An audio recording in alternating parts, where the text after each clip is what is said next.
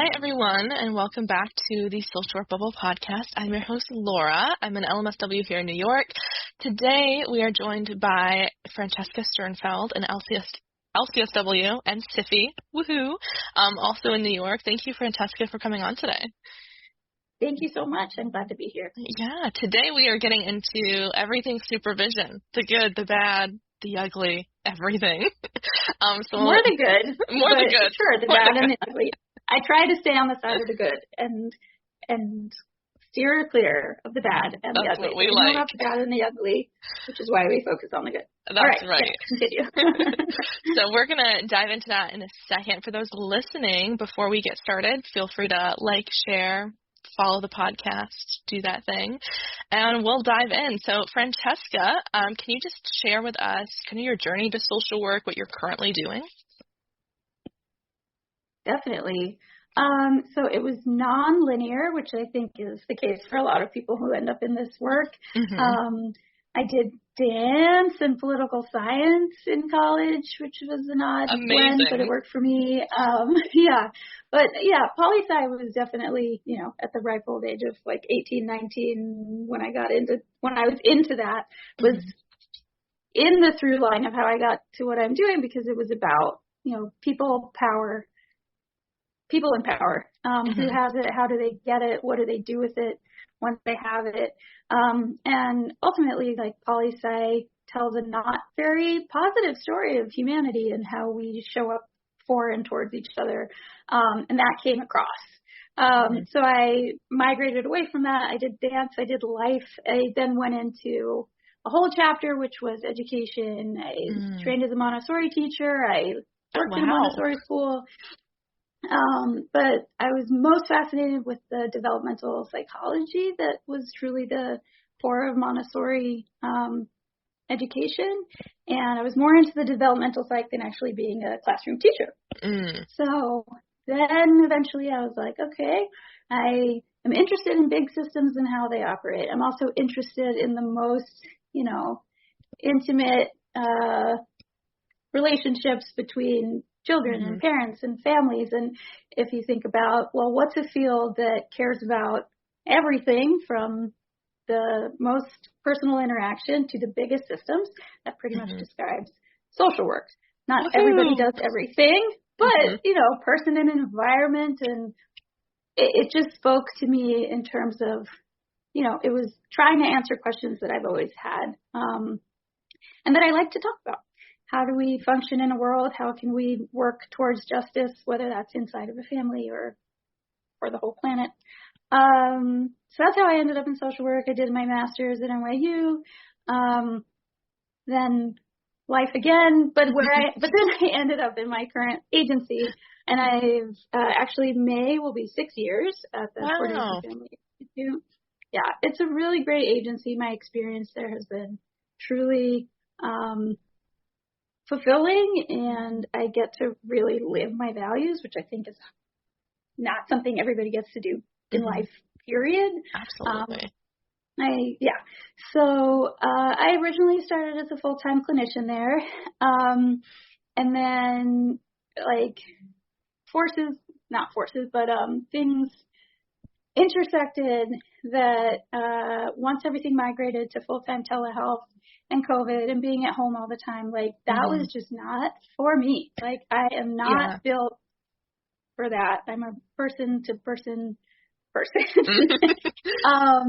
And by that time I had been in a clinical role for 3 years. So I was in a position where I could start to supervise.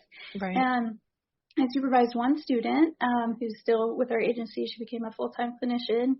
And I just found myself, for that hour each week, my full self showed up again in a way that, my light had dimmed with 30 telehealth sessions a week. And everything that I had, learned at any point along any piece of my path, I wanted to offer whatever I could to this student. And I was very blessed with having a first student who was just so committed and so thorough and such a pleasure to work with. It just made me say, oh, well, this feels really good. I am also a nerd about psychological theory. I'm a nerd about cross-cultural communication. And so getting to like nerd out when I was like, hey, this article, and then instead of like eyes glazing over, someone being like, well, then let's read it and talk about it. Yeah. So it just was a really good fit.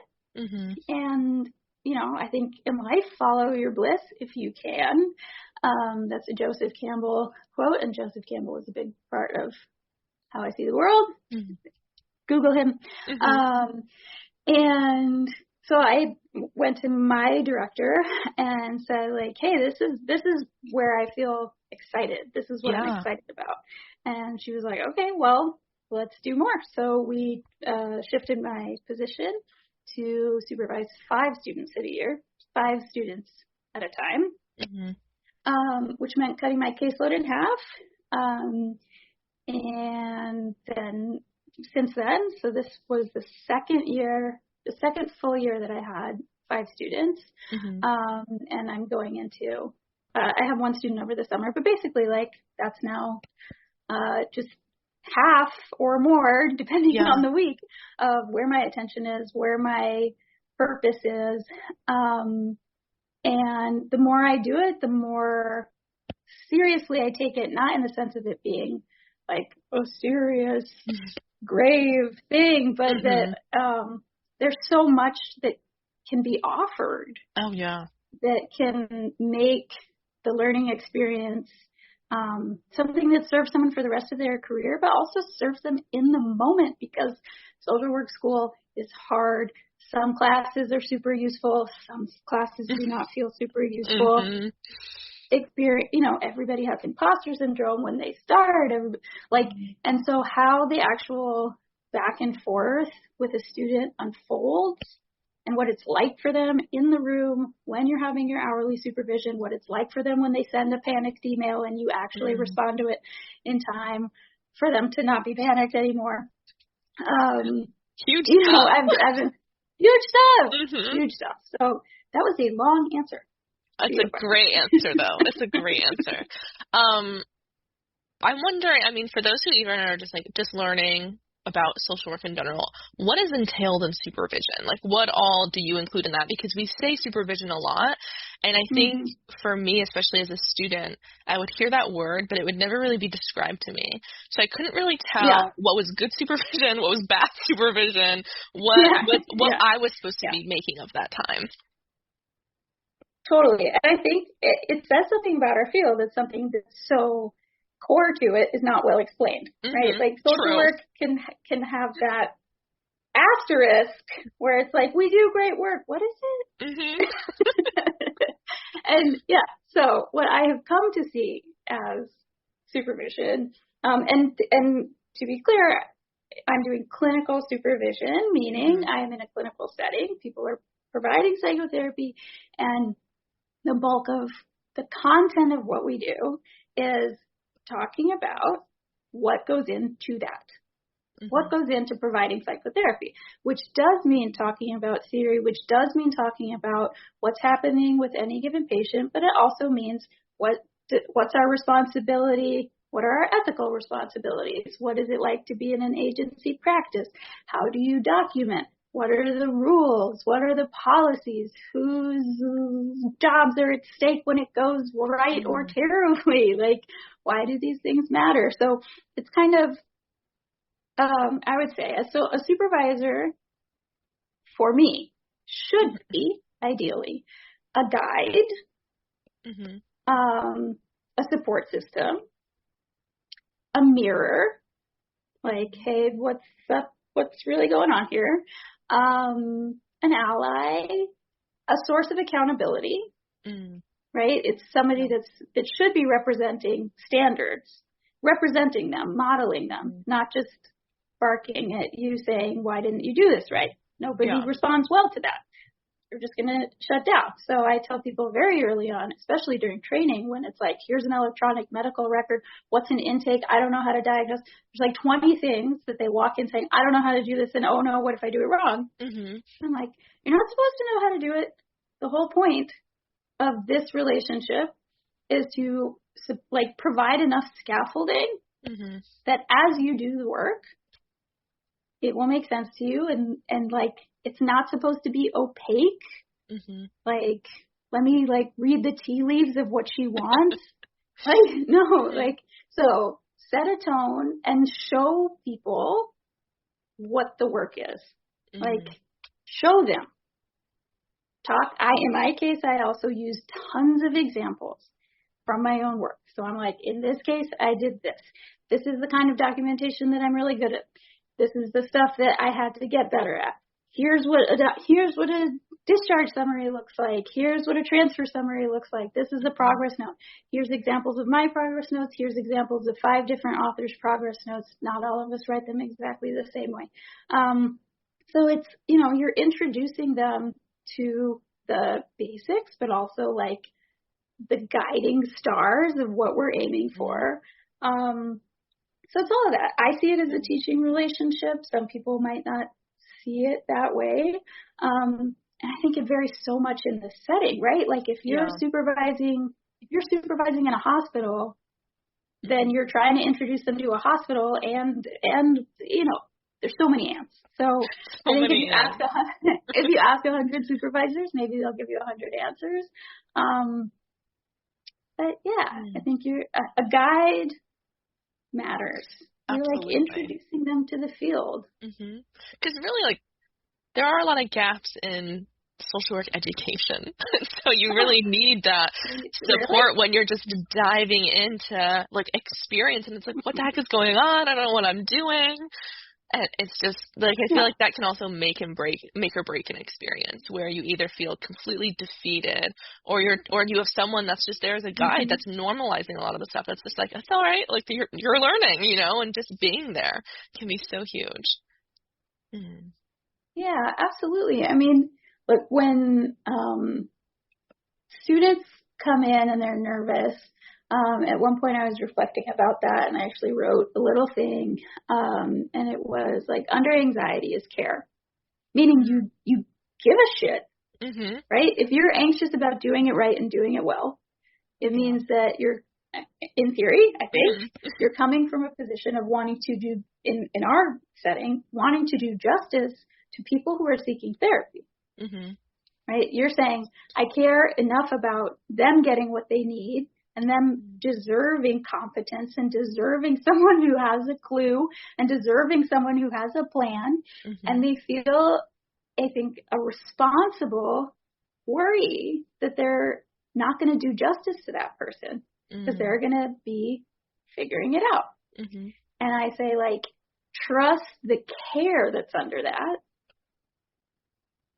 And everything else will come in time, and have immense gratitude to your first patients for being the people who are the ones who are going to show you, pleasantly or unpleasantly, what's up with this, like what's up with being a therapist, or what's up with working in housing or working in a shelter, or and so I think about that piece all the time. I'm just like, wow, my first clients really were with me in a time when I didn't know much. No, and agency practice and I mean, a whole different piece of all of this is like, what's up with a field that constantly talks about social justice and works on the back of free labor from students? Like, whose bright idea that was? It was nobody's bright idea at like some point in like 1923. They were like, here's good economic policy that'll work for everybody forever. But that's where we landed. And so part of what I'm sure all of my students will say, they've heard me say this more than one time. I don't know the math of your life. I don't know the math of your life, and the math is going to matter. I don't know what you are going to need coming out of this internship in terms of, because I only work with second-year students. So everybody that's terminating with me is terminating with grad school and terminating with their patients. Like, April is just like one big month-long goodbye. I'm like, oh my God, transitional objects. I do always give my students a book at the end, and I think about the book, not all the same book, but it's like I have to give them a thing. I can't give them like a friendship bracelet, but the book is a friendship bracelet. Yeah, and so I don't know what the demands on them are going to be the moment they leave the program. Right. And I make that explicit, right? Like you're going to have decisions to make about your career that are coming right now. Some of you are already interviewing. So what I can do is try to make everything that happens between me and you valuable. Valuable. That, like, we can't put a price on it, but your institution has.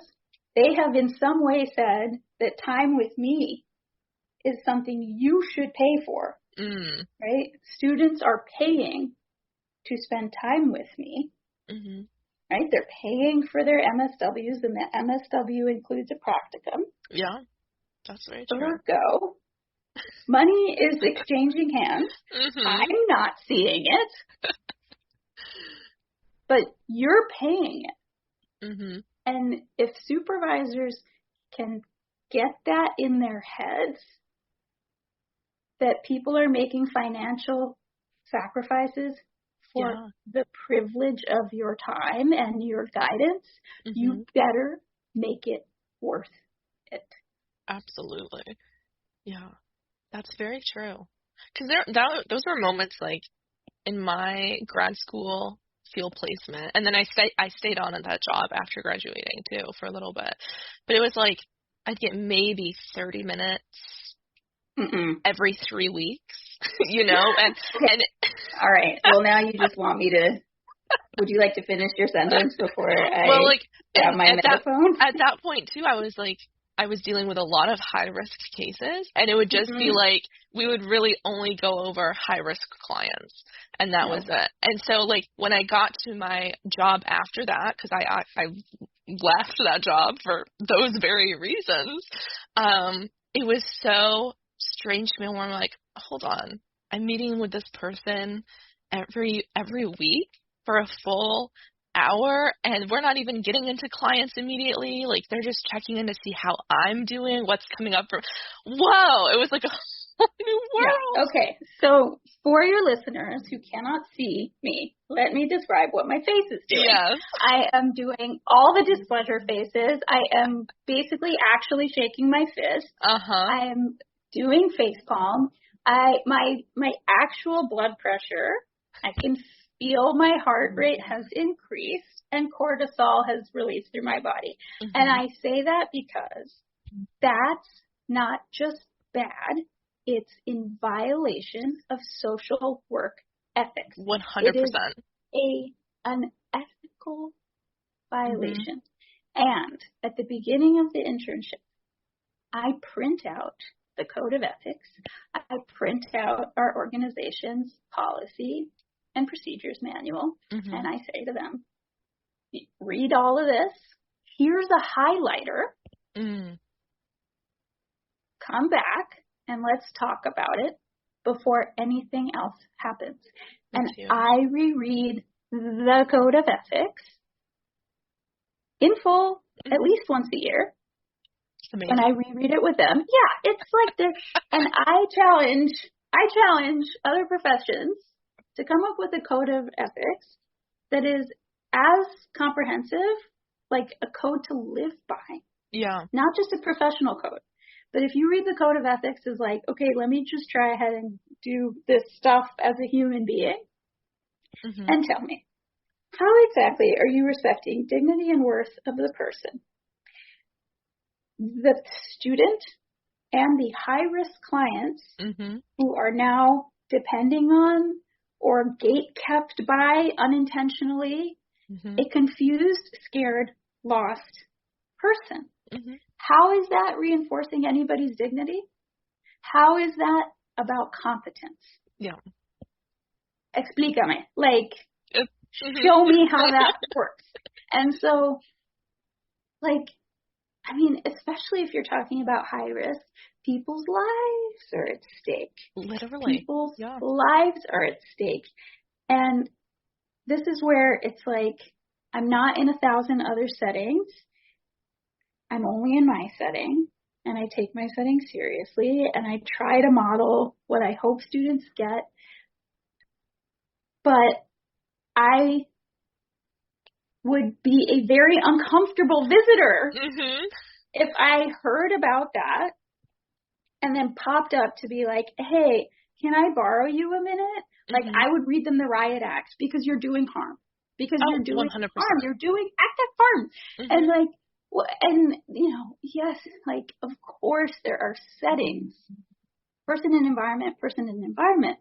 If that's going on with the supervisor, if the supervisor is living a life where those are their behaviors, something's not going well, and they're probably not getting the support. And it might be a chain of so many dominoes from so many levels. And the social worker's not being valued, or they're underpaid, or they've got extreme caseloads. Like, blame is different than accountability and like honesty. And I might not blame a supervisor, but shrugging it off or saying like, that's so unfortunate, it's not enough. It's not unfortunate. It's unethical. You're doing harm. And we lose people that way. We lose workers. Like, I am this very moment, sitting with what it meant that a student who I didn't think she did excellent clinical work. She did excellent clinical work. Long story short is that I make a speech at the beginning of the year where I'm like, some of you may have a dream of ending up in private practice, and you have taken social work as the path to do that. My job is to keep you in social work as social work. I don't say it that way, but if you're just stopping by a world that's, a field that's concerned with justice in a vocal, proactive, you have to like get out there and maybe piss some people off and good trouble stuff. If you're just stopping by to say you care about justice or interrogate your privilege for 2 years and then go back to where you're comfortable. Again, I don't know the math of people's lives. That's a whole different thing. Right. But supervision is a chance to say it's worth staying. The math is terrible. We're not paid enough, but it's worth staying because of the human relationships that you can have, the relationships of support that you can have in a healthy social work environment. So yeah, I deep sigh the ones where I'm like, oh, we were just stopping by. Okay. But I think even more people end up doing that, where they see internships, and maybe the first 3 years until they get their C, they treat it like Peace Corps. And they're like, all right, I have to, like, I'm gonna suffer and be manipulated and taken advantage of for the people in poverty and the people of color and the marginalized. I'm gonna put in my time and then bail. I'm like, don't bail. Please don't bail. Come back and please come back. We need you. We need your talents, and we need your resilience and your awareness. And making people feel super important while they're a student, saying you have something important to offer, and I personally will do what I can to make you feel that way. And I will try to set a tone that the next environment you're in, you feel entitled to be treated as important, not to be treated as special or better than, but as important and valued. I think it'll keep the field not as just a stepping stone to comfortable hiding away from injustice. Very true. Very true. Because I went to speak at a class at a school last year, and it was like a clinical social work course, and I think the majority of students were in a private practice, and I'm just like, okay, which I work in a private practice right now. I'm like recovering from that first job, but it's still like, where's the social justice piece? Like, even now in the work I do, I'm just like, now that I've kind of recovered, I'm like, I'm wanting to go back to like, just almost like that boots on the ground. Doors open. Work. Like, doors open. Just, Come like, back. There's just Come like back. a thirst for it where it's like, man, I think if I really had the support at my internship and that job moving forward, I would have stayed much longer, because they did such good work. Like, they were such a huge part of the community, and they offered so much, where I'm just like, I feel like I'm doing better work, like just like more impactful work there than doing therapy with people of a certain socioeconomic status, of like with lower risk things, where it's like, I get like these issues are still issues, but I'm missing something here. Yeah, and look, like systems theory and macro forces, which goes all the way back to political science. By the way, if you are listening to this podcast and you don't vote, like, please turn it off. I have nothing to say to you. I'm just like, no.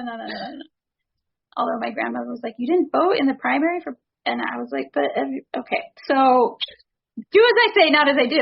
But yes, vote. Vote. And vote in your city council elections. Yes. New York City. Anyway, okay. I digress. You know, we want people to come back. And why do they leave? They leave because of math. Some of them leave because of math. Some of them leave because it is easier to look away. It is easier. You know, I was thinking about this student who, you know, chose private practice while still in front of me. Yeah. Right? It's not like she chose it later. She chose it like while she was in the room, and I was like, I'm going through it all over again. Because they're gonna do what they do. But, you know, people, so when I was thinking about just that conversation, that is a version of a conversation I have a lot with individuals that I interact with, but like the field continues to have this conversation with itself.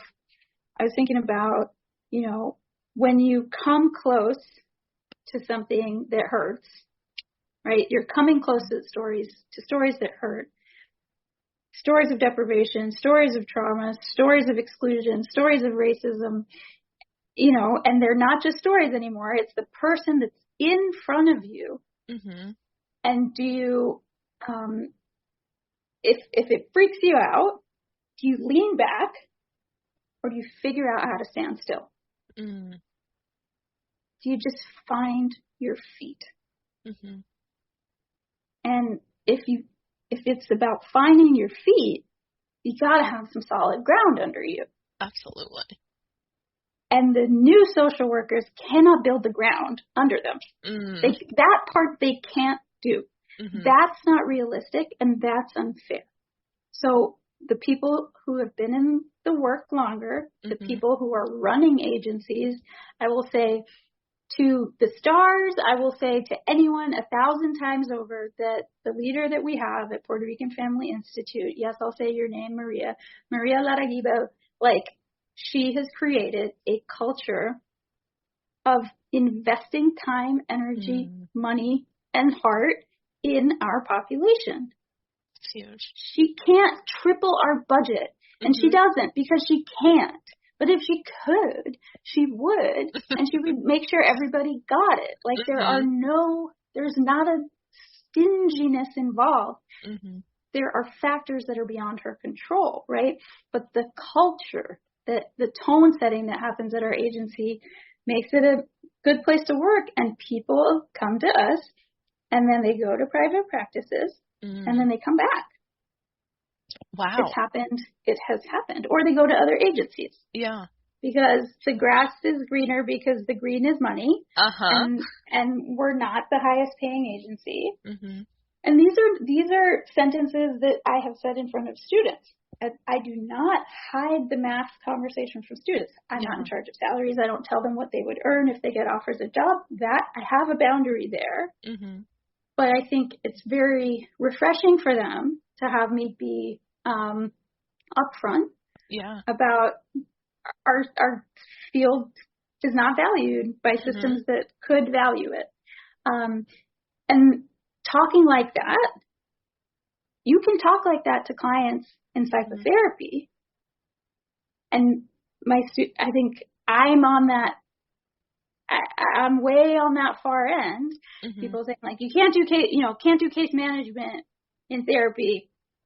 And they're like, there's clinical and then there's everything else. There's clinical and then there's everything else. And I'm like, yeah, but some things aren't about like whether your dad liked you. Right. Some things are about NYCHA. Some things are about, I have a client who, for the first time in decades, is struggling to make ends meet because she because she ended a relationship. She used to be a 2-income household. Now she's not. And she works for transit. And it's like, the reason you don't have more money in your pocket is because transit doesn't give you more money. You've been there for decades. That's on them. That's on them. And I said that in a psychotherapy session, which means that my students are being supervised by someone willing to say the villain in the story is economic injustice. Yeah. And to that same client, we talk about dynamics with the family. We talk about, it can be very psychodynamic. I'm all about attachment theory. I'm super psychodynamic. I'm a nerd about object relations. Love me some like 1920s through 1940s like deep dive stuff. I will do that all day. But guess what, Freud? It's the poverty. You do solve. Some of it is the early life weird stuff. Some of it's the poverty, my guy. Some of it's the poverty. And if you're practicing social work in New York City, it's a lot of that. It's a lot of that. 100%. It's a lot of like systemic injustice. So I weave those together in my work as a clinician. I weave those together in my work as a supervisor. And I'm like, you guys are going to be evaluated on the core competencies. When you say, like, what's a supervisor supposed to do? Well, master's programs say there's a nationally agreed on set of core competencies. Social workers will be able to do this and this and this and this and this. Yeah. And some of the this and thises are about intervening, assessing, and evaluating work with individuals, families, and organizations. Fine. The rest of it isn't. The rest of it is about policy. The rest of it is about advocating for human rights and social justice. The rest of it is about getting in the mix, not just sitting in your office, staring at another human being. I love human beings. We're staring at each other right now. It's great. It's not either or. It's not either or. And people notice, they're like, wow, she has a lot of energy to doing like so many different things. It's because if I don't, I will get sucked into this vortex that's about 25 or 30 lives that I do care about. We live on a planet of billions. So that's my math. Like, I want to believe that things I personally do and things my students will go on to do will have a bigger reach. And in social work, you don't have to choose. You don't, yes, you specialize, but you can go to a community board meeting and you can do a CEU and you can, have a clinical session with the client. I'm not anti-clinical work. I love being a therapist. I love being a therapist. It's 25% of my waking hours. But there's other stuff I do too. Oh yeah. And I'm very open about that. It's the fun stuff. I'm professionally promiscuous with social work. I'm like, dude, oh my gosh. I'm wondering, like, in supervision, what have you seen are some really important, like, tools and, like, things that you use that can be helpful? Yes. One is having a computer that is plugged in. And so, give me one moment. Huge. But I mostly do my supervision in person. So the desktop is always plugged in. Okay, so There we go. For the purposes of clarity for your podcast, if you want to ask it again so that you can edit that out. Oh, no, that's fine. Fine. Or whatever. That's fine. All right. We're rolling. So tools for supervision, as in tools for being a supervisor? Tools that you use as a supervisor to support students that you're supervising. So the standard ones that come with the package are hugely important. Process reporting, read them. Read their process reporting. Important. And make thoughtful comments. Mm-hmm. You know, those can be, that's interesting what you did there. Have you thought about this? I'll drop in a link to an article. I'll drop in a link to an agency that might be useful to their client, right? Like I read that process reporting and then I go to my own library of resources, experiences, comments, theory nerd stuff, and I put it in there. Reflective logs, right? Like where people just write about what it is to be them in their role at that time. I read those. I respond to those. What other tools? I mean, use of self is kind of a big thing. Like I really believe a lot in using from my own case studies, or call them what you will. But like I tell a lot of stories. And I think those are hugely helpful to students. I encourage, if I see a connection between what one student is talking about and another student is talking about, like someone's working with a kid that's dealing with aggression and another person's working with a kid that's dealing with aggression, I'll be like, Clara, talk to James. Yeah. This is what you're going to talk to James about. Go talk to them about that, since you guys are both working on that. Or if there's a full-time clinician that I know has like gone, a few steps ahead in some specialization, and the student is interested in that, I will proactively, I won't be like, hey, do you think you guys could possibly, I'll be like, find time to talk to this student. I will just like make a point to be like, continue the chain of learning. It's going to help everybody. So like making I love connections. That. Make it super important that I, set the tone that while I'm the person that's most available to you and I'm trying to give you the best that I have, I am not the best here. I'm not the authority here. I'm the person you're reporting to. I'm the person who's observing your work, but I am not, superior. I am a supervisor, but I am not superior. And when I tell a student, go talk to this clinician because they have something really important. Yeah. That's saying something also, right? That's saying your peers and the people walking this road with you and the people that are 2 steps ahead of you or 2 years ahead of you or 20 years ahead of you have something to offer, and to like make it normal to like ask anybody. Yeah. Because otherwise, clinics can be busy places where everybody's door is closed and nobody's talking to each other. I was just thinking that. I'm just like, it creates so much unity when you take that approach, though, versus like, I remember like working in a clinic, it was just so lonely. Like you just felt like you were just on your own island doing your own thing. And those moments when a clinician would ask me a question or we would actually get to chat for a few minutes, I'm just like, wow, I feel so energized right now. Oh my gosh. I feel so energized. And one thing that I instituted, which I've sadly never heard of being done anywhere else, where I was like, why? But this seems so obvious. So my agency has many, many interns at a time. We've had more and more. That wasn't always the case, but, this year we had 10 across 3 different sites. Yeah. And I was like, once a week, Thursdays 9:15 to 10:15 a.m., you are all coming in person to be with each other. Amazing. For an hour. I love that. That's the assignment. The assignment is be together. You'll figure out how to use the time. Yeah. And yes, of course, I did not hover, but I had a sense of what was going on. And sometimes people would tell me what was going on. but like, especially the first half of the year, just the pure solidarity. Oh, yeah. Just the pure, like, I don't know. I'm so nervous about seeing my first client and someone else being like, yeah, me too.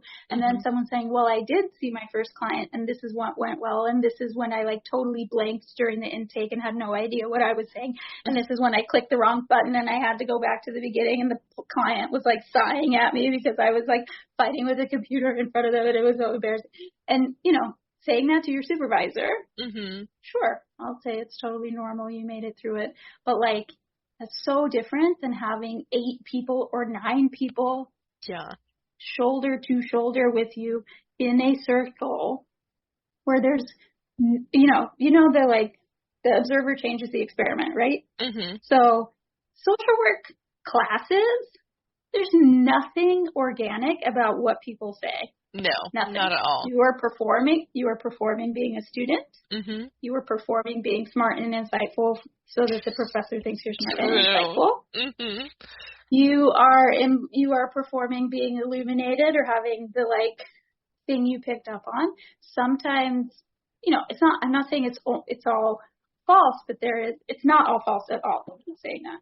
But there is there's an identity that's being constructed and being enacted as a student. And as soon as you're in a room with a supervisor, you're a supervisee. But if you're only with your peers, then that's who you're with. Yeah. And so I think one of the tools of a supervisor is figuring out and making time for and prioritizing learning experiences that you're not present for. Right? Like, where else can they learn? How else can they learn? So I give more assignments and I make them do stuff that's not about only therapy. They have to write an op-ed every year. And, they have to think about one macro issue and how it is, how their interactions with one client connect to illuminate one macro issue and what it makes them want to do about it or think should be done about it. Right. And I tell them very clearly, the author of this is clinical social work student.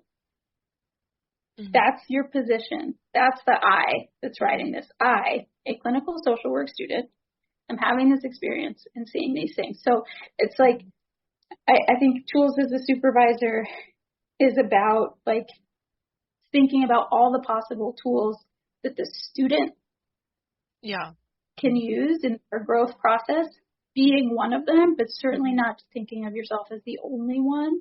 Absolutely. That's huge. Yeah. I wonder. It could be great. School could be legend. People could be like, oh my God, social work school was such. It could be great. It could be so great. I mean, I have all sorts of feelings about higher education, period, which is another podcast. Oh my gosh. I know. I'm wondering, like, because I know we have, like, a lot of social work students listening, too. Some of them have control over their supervisors. Most of them do not. But, like, what qualities do you recognize, I guess, in, like, a good supervisor? I know, like, everyone meshes well differently. Like, it can be really unique in that way. But anything that comes to mind? I mean, the reason I, like, pause before answering is that I'm trying to think about what the student who's listening, who has a supervisor that's not feeling so great, like what they could hear that would be helpful to them. Because no, you don't get to choose. Nobody chooses their supervisor. You don't choose your parents. Like, tough break. So a student being willing to say, I learn best when. Yeah. So if you know how to answer that question, I learn best when I feel supported. I learn best when, steps are made clear to me. I learn best when I have a chance to hear the instructions once, go try, come back and check on that. And if you can get some clarity about that, if there's first year students listening and you're going to have a chance to try again next year, if you do, a personal inventory and think about what interpersonal dynamics and what, documentation, info technology stuff, like when do you thrive? And try to be specific about that and tell your supervisor. Mm-hmm. Say, it's so nice to meet you. I'm going to go out on a limb and just let you know that as a learner, these are the things that make it possible for me to learn best. A good supervisor will be like, oh, thanks for telling me. That's really helpful. A not good supervisor will be like, okay, and then just like give you a bunch of assignments and not even take them. Right. So a good supervisor is flexible and not expecting everybody to learn at the same speed, learn in the same way.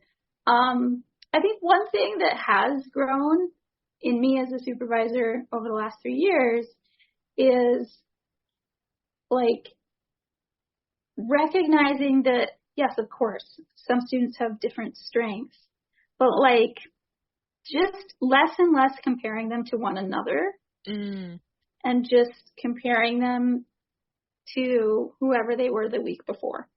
Yeah. Right? Like just saying, okay, like where's this person on their path? Like one of my students came straight from undergrad, and because it was an undergrad in psychology, they let him do the accelerated program. And I'm like, this person hasn't been in the world so much. Right. This person has been in school since he was 5, continuously. He's like learning how to be in the world at the same time that he's learning how to be a social worker. And as someone who's working on learning on being in the world, he's amazing.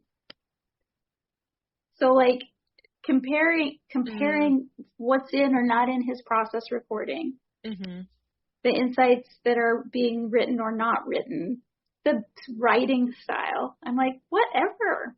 He's working on figuring out how to be in the world, and he's doing a great job. And if he ever listens to this, like, hats off, man. Like, you're great. You're twice your spiritual age. I don't know how it happened, but like, act your real age and go make messes, please. Please, like, don't be a hero yet. This is too early, too soon, too late. I don't know. But like, really, as a supervisor, saying, who is this person in their life? And yes, boundaries are important. And like, I don't ask people if they have a boyfriend. I don't ask people, what their grades were when they were 7. I hope they didn't even have grades. But of course they did. But I want to know, or I am open to acknowledging that who you are is showing up in how you are as a student. Yeah. And how you are as a learner, and how you are as someone who's encountering these experiences for the first time. And a good supervisor will be curious about that and will make room for that. Absolutely. Huge. And yeah, like it's a service role. I see it as you are there to serve the learning process. Serving the learning process doesn't mean being always nice and saying everything's fine and giving them a pass if something's just like there are things that are incorrect with electronic documentation. There's stuff that's missing. You have to get that HIPAA consent. Like, you didn't get it, you need to go back and get it. We have to upload it in the chart. Like, you did your first session with someone and you didn't do a suicide screening because why didn't you do it? Because you had 40 things to do and you got flustered. That's why that didn't happen. It's not that it didn't happen because you're a failure. Critiquing you in a way that makes you feel stupid is going to create more problems. Definitely. So it's like, hey, isn't it great that we are a team in you developing skills? My role is to serve as your teammate, coach, what have you. So amazing. Patience is a tool, humility is a tool, but also leadership. Like, be willing to lead. So lead, good grief, by example. 100%. By example. Amazing. I'm so glad that you're a supervisor. Always late with progress notes. I'm always late with progress notes. Maria knows. Oh my God. Everybody knows. But I'm not years late. Well, there we go. I'm usually about But OMH, if you're coming for me specifically, you're right. I could do better. And I know my students do better. And then I'm like, you know who does the best? The student that I very first supervised. Oh my gosh. She is my North Star, where I'm like, one day I'll be born like Athena from Zeus, just super on time with everything constantly. And then I'll be Lauren. But this time I'm Francesca. Yeah. And it's not. And I get to it. Yeah, it gets done. If a eventually. student is like, the client just said that they might, but if a student is like, oh my God, this thing just happened with a client, I drop everything. I answer the phone. I write as many follow-up emails as it takes. There we go. Like, yeah. Oh my gosh. I feel like I'm so glad that people are also listening to you and knowing that there are good supervisors out there, that there are supervisors that have it together, that take it seriously, that value like the student experience. Because there are just, I think this is a flaw with just social work in general, as we always talk about horror stories, we always talk about how it sucks and this and this and this. And I think, those are valid experiences, but it can just bog you down.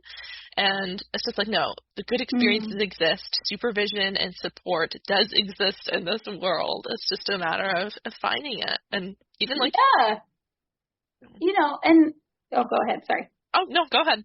But like breaking the cycle is also a thing. Yeah. Be the supervisor you didn't have. If your supervisor, if you had a bad experience of supervision, be the supervisor you wish you had had. Tell your organization, hey, in order for me to be the supervisor that I wish I had had, I need to have the time to do it. I need to have the breathing room to do it. I need to have the resources to do it. I need to have access, like, this is like a nerd moment, right? But like, because I'm a field instructor, practicum instructor through NYU, I have access to the NYU library system. Which everybody loses. You have the keys to the castle for your online libraries, and then you lose them, and now everything's paywalled.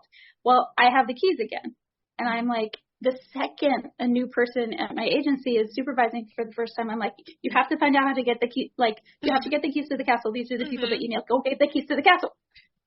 Okay, well, if you're at an agency where you're supervising master's students and you have no access to clinical literature, somebody has to figure that out, and it's not supposed to be you. You are not going to go paying $30 an article. Again, higher ed, the like macroeconomics of higher ed, disaster. But like, if your organization is like, nobody here has ever supervised, do you want to be the first? Okay, you can be the first. Build community with other supervisors. When you take your SIFI class, get everybody's email, like go to coffee with them. Like, you're not supposed, just like we're not supposed to say, like, students, why don't you know how to do this perfectly already? Supervisors, you're not supposed to know how to do it perfectly. I came to supervision as someone with a history of being a teacher. And not for nothing, I have 3 parents, mom, dad, stepdad, they're all professors. I grew up in college. Been in college my whole life.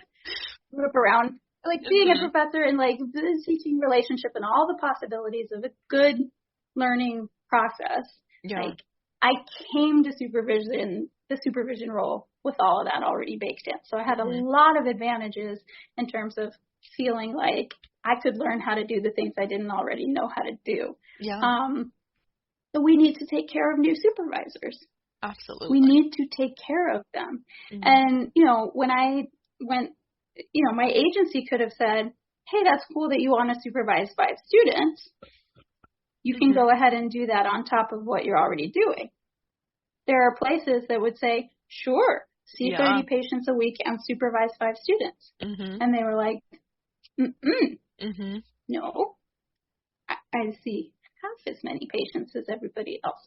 So like, compared to my colleagues who are full-time clinicians, my time is much more flexible.